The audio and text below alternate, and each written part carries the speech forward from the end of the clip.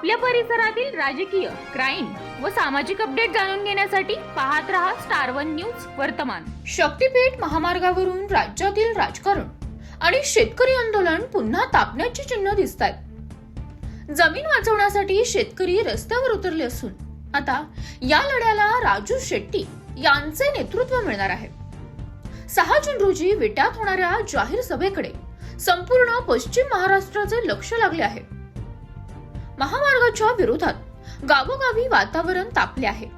शेतकऱ्यांचा दावा आहे की हा प्रकल्प त्यांच्या शेतीसह गावाच्या अस्तित्वावरच घाला घालणारा ठरणार आहे। माढा तालुक्यातील मोजणी दरम्यान झालेल्या संघर्षानंतर शेतकऱ्यांवर दाखल झालेले गुन्हेही आंदोलनाची तीव्रता वाढवतात। दरम्यान आंदोलनाच्या नेत्यांनी सरकारवर कोट्यवधी रुपयांच्या प्रकल्पाचा हट्ट सोडून शेतकऱ्यांच्या भावना लक्षात घेण्याची मागणी केली आहे। त्यामुळे 6 जूनची विट्यातील सभा आगामी आंदोलनाची दिशा ठरवणारी ठरणार असल्याचे मानले जात आहे। याच विषयी आज विटा येथे 3 वकिलांनी एकत्र येत पत्रकार परिषदेमध्ये वरील विषयावर आधारित मुद्दे मांडले असून या पत्रकार परिषदेत advocate Subhash Patil, advocate Babasaheb Mulik, advocate Deepak Lad आणि शेतकरी संघटनेचे कार्यकर्ते व शेतकरी बांधव यावेळेस उपस्थित होते। तसेच येत्या 6 तारखेला होणाऱ्या आंदोलनामध्ये मोठ्या संख्येने सहभागी होण्याचे आवाहन करण्यात आले। प्रतिनिधी कीर्ती गायकवाड। महाराष्ट्र शासनानं 5 मे 2026 ला महाराष्ट्र महामार्ग अधिनियम 1955 च्या कलम 3 अन्वये शक्तीपीठ महामार्गासाठी जी सुधारित महामार्ग सोलापूर, सातारा, सांगली आणि कोल्हापूर जिल्ह्यातून जो जाणार आहे त्या संदर्भात एक अधिसूचना काढलेली होती। आता या अधिसूचनेच्या संदर्भात खानापूर आणि कडेगाव तालुक्यातल्या माहुली, वलखड, चिखलहोळ, भाग्यनगर, नागेवाडी, घाणवड, नेवरी, आंबेगाव, वडे रायबाग आणि भाळवणी इथल्या जवळजवळ 500 शेतकऱ्यांनी आपल्या तक्रारी उपविभागीय अधिकारी किंवा जिल्हाधिकारी यांच्याकडे नोंदवलेले आहेत।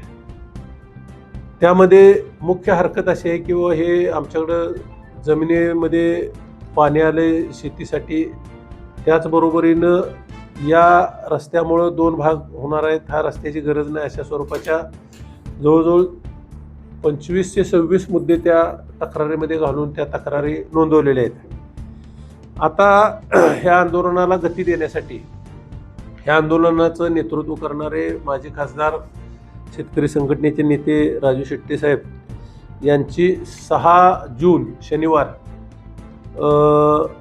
रोजी दुपारी साधारण 12 वाजता मायनी रोडवरील विवेकाज हॉलमध्ये एक सभा आपण आयोजित केलेली आहे आणि त्या सभेला खानापूर आणि कडेगाव आणि आसपासच्या परिसरातले शक्तीपीठ बाधित अधिक त्या गावातले सुद्धा बरेच ग्रामस्थ या ठिकाणी येणार आहेत। आता आमची मुख्य भूमिका या संदर्भातली अशी आहे की आता एकंदरीत सांगली जिल्ह्याचा नुसता विचार जरी करायचा झाला तरी माहुलीपासून ऐतवड्यापर्यंत कुरळप, ऐतवडे, कामेरी मोठं आंदोलन वाळवा तालुक्यामध्ये झालं आहे। गोगाव, कुंडल, पलूस तालुक्यात देवराष्ट्र किंवा देवराष्ट्रापासून नेवरीपर्यंत तिने तर असा लॉंग मार्च वजा दीपक लाड आणि त्या सर्व मंडळीने पायी दौरा केला नेवरी ते घोगाव असा। त्यामुळे आंदोलनाचं स्वरूप आहे।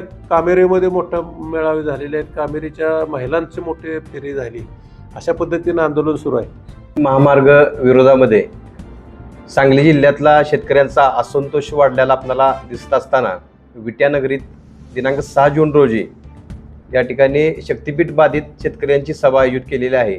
खरं तर ही सभा नसून शेतकऱ्यांच्या वेदनेचा एल्गार मेळावा आहे। खरं तर मागणी नसताना हे शक्तीपीठ नावाचं भूत आमच्या मानगुटीवरती का लागत आहे? मुख्यमंत्र्यांचा ड्रीम प्रोजेक्ट असेल, परंतु एका देवाला खुश करण्यासाठी आमचं देव उठवण्याचा हा करेक्ट कार्यक्रम शेतकरी हाणून खरं तर क्रांतिभूमीतून पाडतील। या क्रांतिभूमीला आंदोलन नवीन नाहीत, त्यामुळं हा शेतकऱ्यांच्या जखमेवर मीठ चोळण्याचा जो कार्यक्रम आहे तो आम्ही हाणून पाडणार। खून लो लेकिन जान मत लो अशा पद्धतीची भूमिका या माध्यमातून आम्हाला सरकारला सांगायची आहे. आता बापूंनी सांगितलं त्या पद्धतीनं आमदारांनी प्रत्येक विभागामध्ये आमसभा घ्याव्या. ग्रामसभा तर ह्या ठिकाणी चालूच आहेत, परंतु शेतकऱ्यांना जर एकत्र केलं तर किती शेतकरी विरोधात आहे हे दिसेल. मग एका बाजूला पालकमंत्री सांगतात की शेतकऱ्यांचा समझोता करून आम्ही शक्तीपीठ करणारच. चंद्रकांत पाटील, तुम्हाला खरं तर सांगायचं आहे, हा संघर्षाचा जिल्हा आहे. इथला संघर्ष तुम्हाला पचणार नाही. कदाचित सत्तेवरून तुम्हाला पाय उतार शक्तीपीठ करेल. त्यामुळं 1,10,000 कोटी जे तुमच्या खिशात जाणार आहेत ते आम्हाला दिसतंय. सरळ सरळ हा जनतेच्या पैशाचा दरोडा आहे, जनतेच्या पैशावर चाललेली लूट आहे. क्रांतिसिंह नाना पाटील, नागनाथ अण्णा, JD बापू, कॅप्टन रामलाट अशा धगधगत्या स्वातंत्र्याचा हा जिल्हा आहे. आज इथं आंदोलन करायला लागतंय आम्हाला शक्तीपीठ विरोधामध्ये. एका बाजूला विट्यातले साधे साधे रस्ते झालेले नसताना शक्तीपीठला 1 किलोमीटरला 254 कोटी रुपये तुम्ही खर्च करणार आहे. हे पैसे जाणार आहेत कुठं हे सगळं शेतकऱ्यांना दिसतंय. रेडी रेकनरचा दर आता विट्यामध्ये जमिनी घ्यायला इथला शेतकरी म्हणजे एक पाऊल पुढे जातोय आणि स्वतःच्या जमिनी कसा तो देईल. 3-3, 4-4 पिढ्या आपण त्या जमिनीवरती जोपासल्या. असं असताना आपल्या हक्काची जमीन कोणीही देणार नाही. त्यामुळं मुख्यमंत्र्यांनी, पालकमंत्र्यांनी आणि प्रस्थापित पक्षातल्या सर्वच नेत्यांनी जनतेच्या भावना लक्षात घ्याव्या आणि शक्तीपीठ महामार्ग हा कदापि ह्या जिल्ह्यातून जाणार नाही. जुना जो मार्ग होता तो रद्द झाला आणि पुन्हा आमच्यावरती हे भूत जर तुम्ही लादत असाल तर ह्या महामार्गाला प्रचंड मोठा विरोध आहे. उद्याच्या 5 जूनच्या सभेला राजू शेट्टी साहेब येणार आहेत, ज्यांनी सेज कायद्याच्या माध्यमातून स्पेशल इकॉनॉमिक झोन रायगडमध्ये 1.5 लाख कोटी अदानी अंबानीच्या घशातून जमीन काढली त्या उल्काताई महाजन यांच्यापर्यंत आम्ही पोहोचलेलो आहे. परवाच्या सभेला ज्यांनी एक झंझावाती दौरा केला ते रविराज साबळे ते सुद्धा ह्या सभेला येणार आहेत. शेतकरी चळवळीतले लढवय्ये सर्व आंदोलक ह्या सभेला येणार आहेत. त्यामुळे विटानगरीतून जी आंदोलनाची ठिणगी पेटणार आहे तिचं नक्कीच महाराष्ट्रभर वनव्यात रूपांतर होईल. अगदी चिखलहोळ नेवरीपासून माहुलीपासून ते येतवडे खुर्दपर्यंत सांगली जिल्ह्यातलं वातावरण सगळा शेतकरी एकत्र होतोय. खरं तर ह्या शक्तीपीठच्या आंदोलनाच्या माध्यमातून नेवरीपासून घोगावपर्यंत चालताना शेतकऱ्यांच्या वेदना समजल्या. प्रचंड मोठं शेतकऱ्यांच्या म्हणजे काही शेतकऱ्यांना बापू बीपीच्या गोळ्या चालू झालेल्या आहेत. शेतकरी अस्वस्थ आहेत. आणि दुसरी एक अशी महत्त्वाची बाब की जे आता गट आहेत ते सगळे लॉक केलेले आहेत. सोसायट्यांना कर्ज मिळत नाही, जिल्हा मध्यवर्ती बँकेला कर्ज मिळत नाही.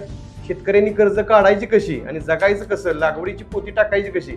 त्यामुळं तुम्ही ज्यावेळी जमिनी घेणार आहेत त्यावेळी आम्ही आंदोलन करणारच, परंतु आत्ता गट लॉक करायची काय गरज होती. त्यामुळे सुद्धा शेतकऱ्यांच्या जखमेवरती मीठ चोळलेलं आहे. प्रचंड मोठा असंतोष आहे. त्यामुळं हे आंदोलन इतकं मोठं तीव्र होणार आहे.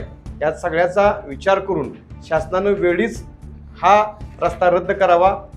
20-25 फूट उंच भिंत आहे, त्या भिंतीवरती नेवरीतून त्या सबस्टेशनवर गेल्यानंतर घोगावमध्ये खाली उतरायचं आहे.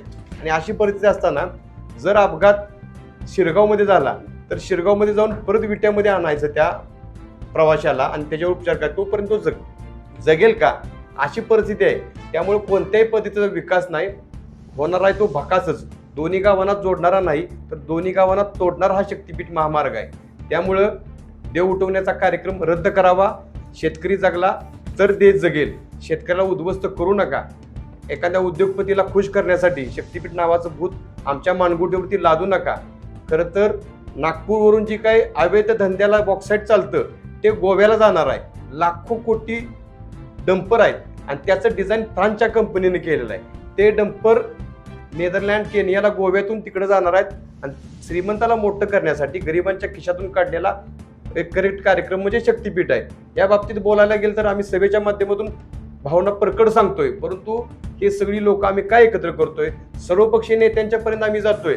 भाजप असेल, शिवसेना असेल, डावी चळवळ असेल, उजवी चळवळ असेल, परंतु जे लोक येत आहेत त्यांचं स्वागत करतोय. जे येत नाहीत त्यांनाही आम्ही घेऊन पुढे चालतोय. या तालुक्यामध्ये आदरणीय ॲडव्होकेट बाबासाहेब मुळीक, आदरणीय भाई ॲडव्होकेट सुभाषबाबू पाटील यांच्या नेतृत्वाखाली उद्याची ही सभा होणार आहे. परंतु माझं या निमित्तानं प्रत्येक तालुक्यामध्ये हे आंदोलन जिवंत ठेवण्यासाठी तिथल्या प्रस्थापित नेत्यांना एक आव्हान आहे. कारण आज शक्तीपीठाच्या बरोबर जर आपण राहिलो नाही तर उद्याचा काळ नेत्यांना आपल्याला माफ करणार नाही. एवढी या ठिकाणी भूमिका व्यक्त करतो आणि 6 जूनच्या सभेला आपण सर्व पत्रकार बांधवांनी उपस्थित राहावं अशी विनंती व्यक्त करतो. शक्तीपीठ महामार्ग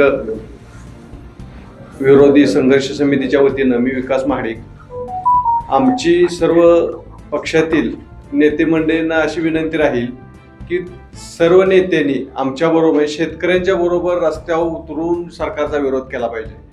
नुसतं एखादं स्टेटमेंट जारी करून स्टेटमेंट देऊन आम्ही शेतकऱ्यांच्या बरोबर आहे, शेतकऱ्यांनी लढावं असं म्हणून उपयोगाचं नाही, तर शेतकऱ्याच्या बरोबर जमिनीवर येऊन तुम्ही लढलं पाहिजे आमच्याबरोबर, अशी आमची मागणी आहे.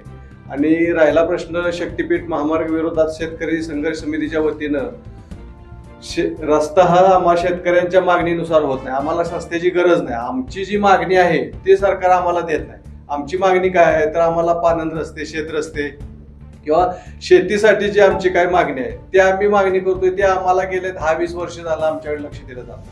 पण जी आमची मागणीच नाही, जे आम्ही मागितलंच नाही ते आम्हाला देताय तुम्ही. शक्तीपीठ महामार्गाच्या संदर्भात जंक्शन करताय, सरकार जंक्शन करते प्रत्येक 20-25 किलोमीटरवर, तर त्या जंक्शनच्या ठिकाणी 500, 700, 800 एकर सरकार जमीन ताब्यात घेते.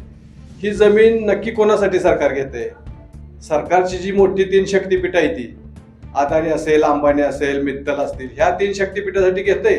महिन्यापासून आपण जनजागृती करतात प्रत्येक शेतकऱ्यांमध्ये, परंतु आपल्या आंदोलनास किंवा विरोधास लोकप्रतिनिधी म्हणून शनीने जे नियुक्त झालेले आहेत, आमदार असतील किंवा खासदार असतील, त्यांची यामागची भूमिका काय आहे? तर त्यांची भूमिका आम्ही कशी सांगायची? त्यांची भूमिका त्यांनाच विचारली पाहिजे ना. आम्ही त्यांना आवाहन केलं आहे की तुम्ही ह्या शेतकऱ्यांच्या बाजूने उभा राहा. नाही, परंतु आम्ही कशी त्यांची भूमिका सांगणार? पैकी पण आपल्या शेतकरी बांधवांना त्यांचा पाठिंबा आहे का? त्यांनाच विचारायला पाहिजे. आम्ही त्यांना आवाहन केलं तुम्ही आमच्या बाजूने उभा राहा, शेतकऱ्यांच्या बाजूने उभा राहा, शेतकऱ्यांच्या विरोधात घेऊन जाऊ नका. आता विश्वजित कदमाने पाठिंबा दिला आहे, पण तरी त्यांचं महत्त्वाचं म्हणणं काय आहे हे आमच्यापर्यंत तसं त्यांनी सांगितलेलं नाही, किंवा शेतकऱ्यांच्या पण सांगितलं असतं तर मला माहीत नाही. पण त्यांचा आज तरी म्हणणं आहे आम्ही शेतकऱ्यांच्या बाजूनं उभा राहणार. प्रत्यक्ष लढ्यात किती येतात तो भाग आणखी वेगळा, पण आज तर त्यांची भूमिका शेतकऱ्यांच्या बाजूने आहे. इकडे साताराला तर लोकप्रतिनिधी त्यांची मागणी आहे त्या शक्तीपीठ मार्गाची, त्यामुळे ते लोकप्रतिनिधी शेतकऱ्यांच्या बाजूने येतील असं म्हणणं चुकीचं होईल, किंवा उघड ते त्या शक्तीपीठाचा पुरस्कार करणारे आहेत. तिथल्या लोकप्रतिनिधी विचारलं पाहिजे तुम्ही कोणाच्या बाजूने आहात म्हणून. जयंत पाटलांनी घेतली आहे शक्तीपीठच्या बाजूची भूमिका घेतलेली आहे. त्याच्या पुढं कोल्हापूर जिल्ह्यातल्या सगळ्यांनी घेतली. 1-2 वगळता सगळ्या लोकप्रतिनिधींनी शक्तीपीठ मार्गाच्या आता काल विरोधात विनोद गोरे सांगितलं ना, आम्ही त्यांनी सांगितलं ना आम्ही ही रद्द करायचा प्रयत्न करू म्हणून. या सर्व बाबीमध्ये आम्ही सर्व नेत्यांना निमंत्रण देतोय आणि आमचं टायटलच आम्ही सर्वपक्षीय एल्गार सभा असं देतोय. आता तुम्ही त्यांना आवाहन केलेलं आहे. नेत्यांची भूमिका बापू म्हटली त्याप्रमाणे आम्ही सांगू शकत नसलो तरी आमची ह्या सभेच्या मिटिंगच्या माध्यमातून विनंती आहे की सर्वपक्षीय नेत्यांनी शेतकऱ्यांच्या बाजूवर उभं राहावं. उद्या येऊन स्टेजवरती आपण आपली भूमिका मांडावी अशी सर्वपक्षीय नेत्यांना आज शक्तीपीठ महामार्ग विरोधी संघर्ष समितीच्या वतीनं विनंती करण्यात जाईल. जे काही लोकप्रतिनिधी जिल्हा परिषद सदस्य असतील, सरपंच असतील, अशा बातम्या पाहण्यासाठी आमच्या चॅनेलला लाईक, शेअर, सबस्क्राईब करा.